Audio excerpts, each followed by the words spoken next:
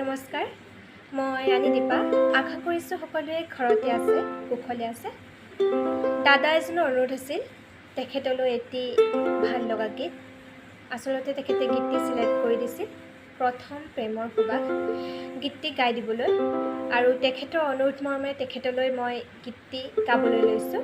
আৰু ইয়াতে অনেকখিনি ভুল হ'ব পাৰে, সকলো ভুল আপোনালোকে যাতে আঙুলিয়াই দিয়ে তাৰ বাবে আশা ৰাখিছোঁ। আৰু আগন্তুক দিনত যাতে মই সেই ভুলসমূহ শুধৰাই আপোনালোকৰ মাজলৈ সুন্দৰ সুন্দৰ গীত পৰিৱেশন কৰি যাব পাৰোঁ, তাৰে আশা ৰাখি মই গীতটি গাবলৈ লৈছোঁ।